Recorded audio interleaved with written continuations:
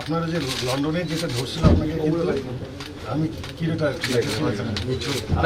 এখানে যে ছবিটা আছে হ্যাঁ ওটা আমার বিড়াল। একটু বামে থাকবে, বামে থাকবে।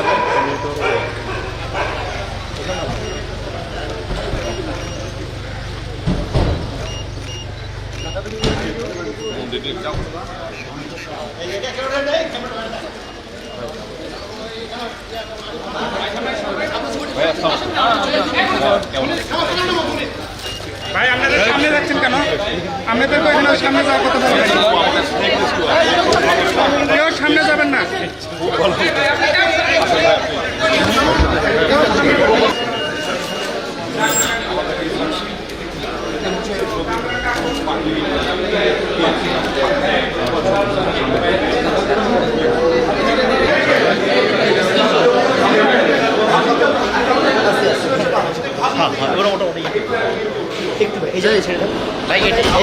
সামনে যাও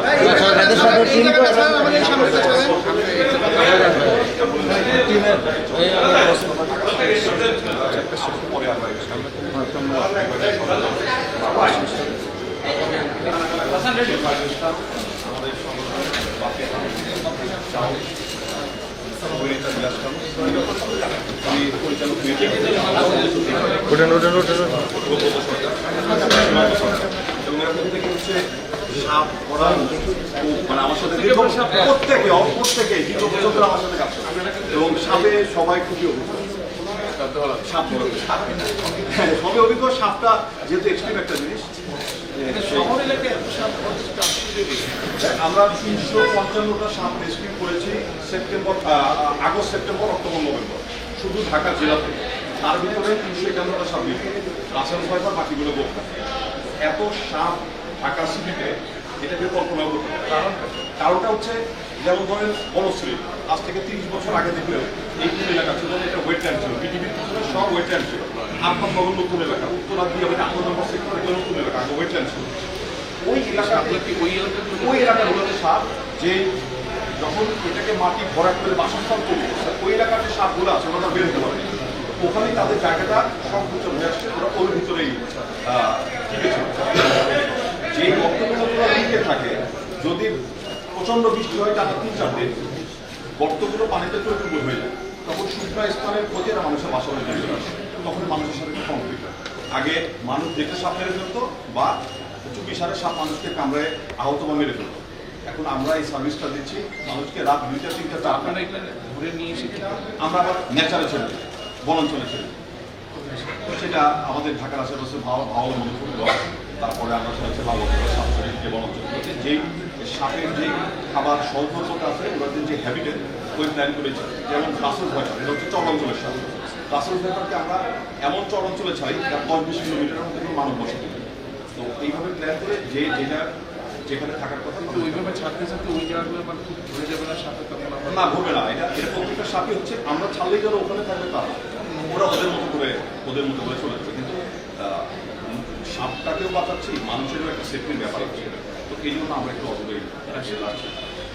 অপরিকল্পিত নগরায়ন এটা হচ্ছে একটা বড় কারণ এই সাপ, এবং আমরা 355টা সাপ 4 মাসের ভিতরে করেছি। এটা একটা বিশাল একটা ব্যবহারে কাজ করেছে।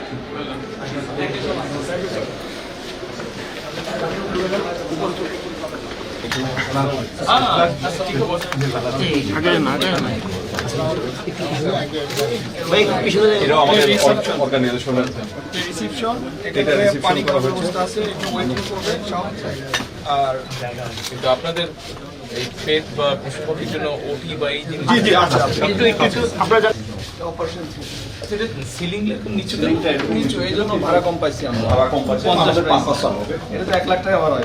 এটা হচ্ছে ওটির টেবিল। জি সিজনের সবকিছু হবে। নেক্সট আর ভেঙে গুঁড়া হয়ে গেছে। Welcome to Bawa.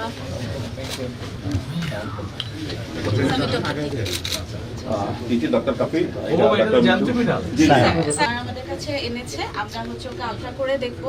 অ্যান্ড ও কিছুদিন ধরে একটু লিথার্জিক, একটু অ্যাক্টিভিটি কম। সো কেন এরকম করছে, ওর ইন্টারনাল কোনো সমস্যা আছে কিনা সেটাও আমরা ওর বডি ওয়েট মেপে দেন হচ্ছে কিছু টেস্ট করে স্যার আমরা করবো। স্যার আমরা কি স্যার আপনি একটু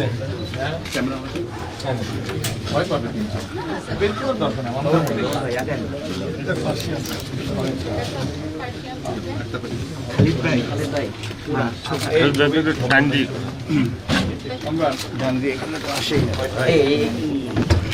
ফয়সাল ভাই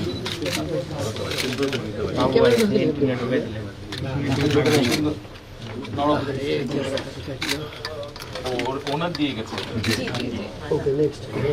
আমরা ওকে কিছু টেস্ট হ্যাঁ এই সাইডটা খালি করেন, এই সাইডটা খালি করেন প্লিজ।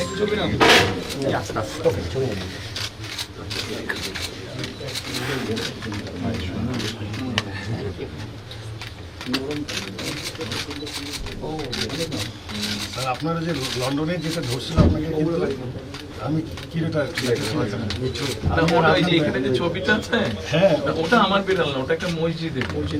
একটা জুম্মার দিনে আমি গিয়েছিলাম ওই মসজিদে, ওরা ওখানে ঘুরে ফিরে বেড়ায়, অনেক লাগে। ও কিন্তু আপনার এখানে কিন্তু নট বের করছিল, অর্থাৎ সে কিন্তু এখন ইজি ফিল করতেছিল না, না, এই জন্য বলা যায়। ওই যে ধরে রেখেছিলাম জ্যাকেট ধরে কামছে। আর এটা আপনাকে যেহেতু কমফোর্ট করছে সে আপনার নট বের করবে। একটু এই সাইডটা ছেড়ে দেন।